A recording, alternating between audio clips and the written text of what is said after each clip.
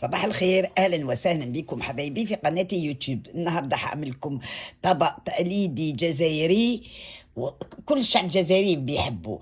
اول حاجه عندي باذنجان، اللي عنده الصغير ولا الكبير مش مشكله، اللي عايز يقصوا اتنين يقصوا، انا قلت اسيبه كده. نبداو ببركه الله. بصوا حبايبي، عشان الباذنجان ما يشربش الزيت هتعملوا له ايه؟ تعملوا له ميه مغليه. بسم الله على بركه الله. ميه مغليه، مغليه تعرفوا يعني ايه مغليه؟ مغليه. وتعملوا له ملح. ولا عندي من القله، من القله، ولا وانزل عليه ملح. بصوا انا هقسمه على اتنين عشان انا عايزه اعمل باذنجان عشان ما يخسرش. قشرت ماشي قشرت، قطعت باذنجانتين، هعمل نص هنا والنص هنا. فوالا. وهنزل عليها مية سخنة من القلة. فوالا. اعملهم بدل ما يخسروا. حتى في الثلاجة كي نكونوا مشغولين ننساو. فوالا نزلت دي وهعمل ملح، هيخلي الباذنجان ما يشربش خالص الزيت.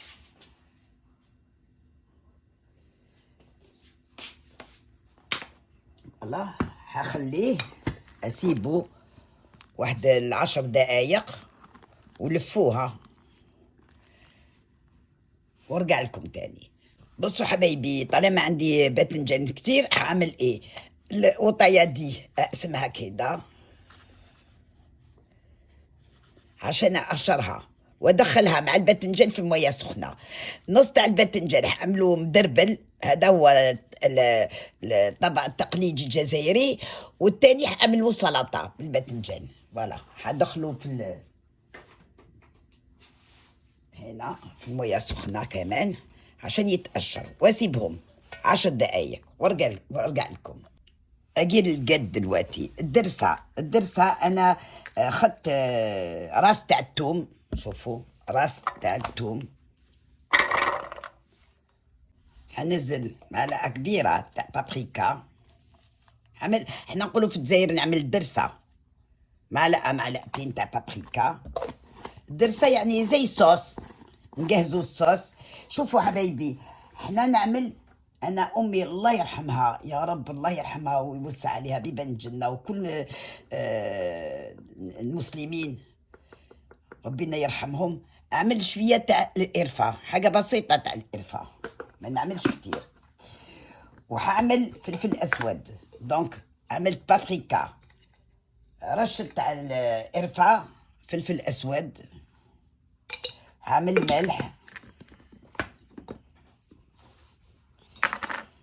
معلقة صغيرة تاع الملح. أنا ما بكترش الملح، يستحسن ما يكونش مالح.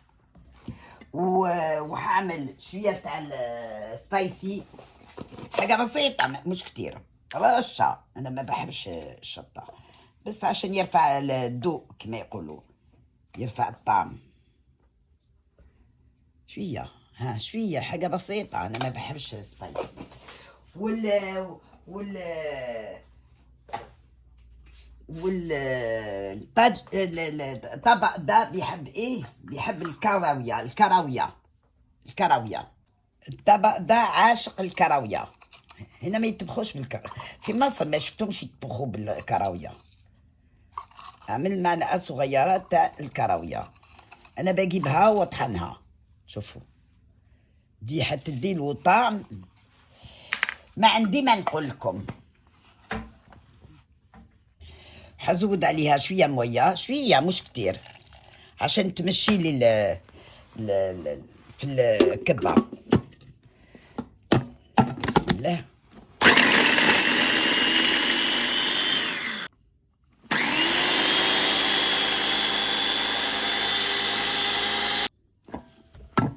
هاي هرستو، فوالا هرستو.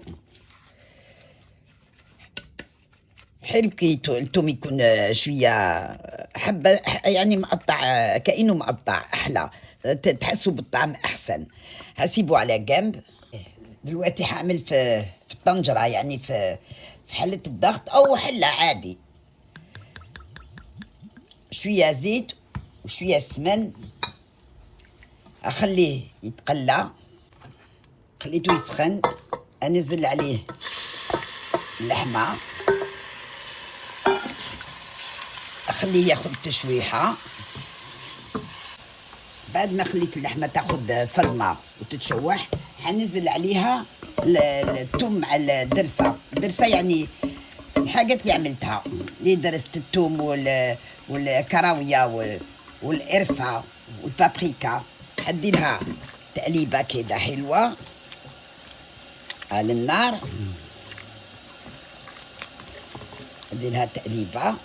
لو تشوفوا الريحة اللي تطلع منها ما شاء الله. شوفوا دلوقتي أنا عملت قطين، شفت لهم تقريبا القشرة وضربتهم في الكبة،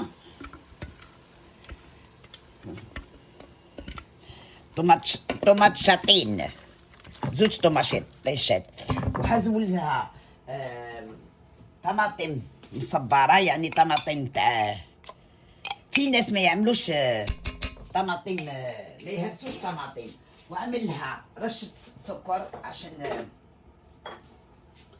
عشان الحموضة، وأقلب كله مع بعض وأخليها شوية تشرب من الصوص. احنا الباذنجان ده احنا نقولوا له مدربل. بابا الله يرحمه كان بيموت فيه، يحبوه، ربي يديله الرحمة، كان اب طيب قوي. حد عاملها على النار. شوفوا حبايبي، تشرب دلوقتي من هذاك اللحمه، من هذيك الدرسه اللي عملت. شوفوا ما شاء الله. دلوقتي هعمل تقريبا لتر تاع الميه على حسب الباذنجان اللي عندكم، تقريبا لتر. وعندي الحمص بس مستوي، ما نعملوش دلوقتي. فوالا، اقلب كويس قوي. فوالا، وحقفل عليها حلة الضغط، اقفل عليها بسم الله. حقفل عليها واسيبها على النار بالضبط 20 دقيقة. اسيبها 20 دقيقة على النار. فوالا، اقفلها كويس قوي. فوالا، واسيبها 20 دقيقة. شوفوا حبايبي، الباذنجان قلت لكم غطسته في بولة فيها مية سخنة قوي وفيها ملح. شوفوا طلع ازاي. دلوقتي هعمله على فوطة نظيفة، اخليه امسحه، مش حيشرب مية خالص. او في ناس يعملوا ازاي، تجيبوا الباذنجان تعملوا لها شويه زيت بالفرشه، فرشه تعملوا لها زيت وتدخلوها في الفرن، او تعملوها في مصفى وترشوا عليها ميه وينزل كل عفوا، درشوا عليها ملح ينزل كاع الميه تاعها. انا دلوقتي بصوا حمسحها كويس قوي وحقليها على مي. بصوا الزيت لازم يكون الزيت يغلي. ليه؟ عشان الباذنجان ما يشربش زيت. الزيت لازم يكون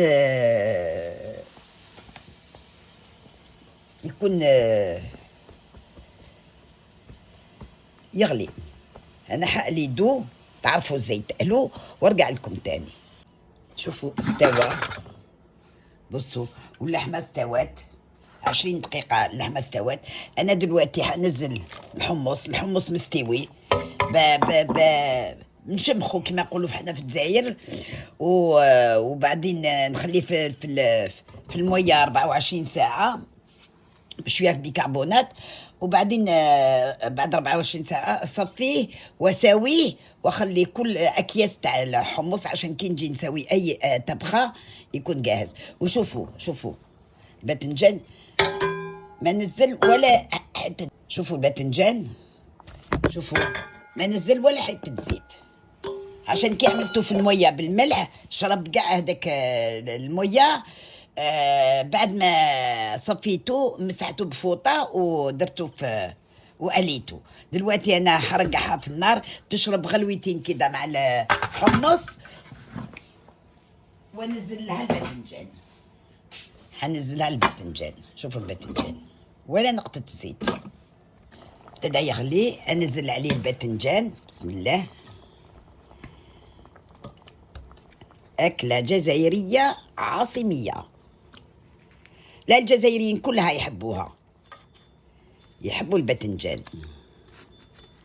فوالا اعملها كده، واعملها معلقة صغيرة تاع الخل، هيدي لها طعم. واعملها على النار بعد ما غليته غلوة. شوفوا نزيد لها شوية خل. بصوا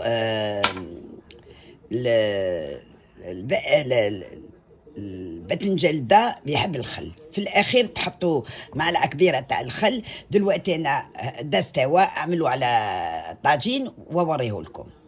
شوفوا حبايبي، شوفوا بسم الله ما شاء الله. هذا هو ابويا الله يرحمه، الله يرحمه كان بيحبه. شوفوا بعد ما تعملوا الباذنجان تخلوه يغلي غلوه، وترموا عليه معلقه كبيره تاع الخل. ده يقول له مدربل. شوفوا اللحمه مش عملتها 20 دقيقه. شوفوا بسم الله سخنه، شوفوا استوت ازاي، شوفوا استوت ازاي. والباذنجان ما شاء الله ما شربش زيت، شوفوا ما فيش كاع زيت. شوفوا الطاجين ده بموت فيه، تحفه. ان شاء الله الوصفه تعجبكم، ما تنسونيش في الدعم. وبعدين اقول لكم حاجه قبل ما اخلص، ممكن ما تعملوش لحمه ولا فراخ. احنا في بعض الاحيان ماما كانت تعملوا كده بدون لحمه ولا فراخ. ان شاء الله الوصفه تعجبكم، ما تنسونيش في سبسكرايب ولايك، عشان كل ما تعملوا لايك الفيديوهات تاوعي تنتشر. واشوفكم على خير، واقول لكم باي باي، مع السلامه.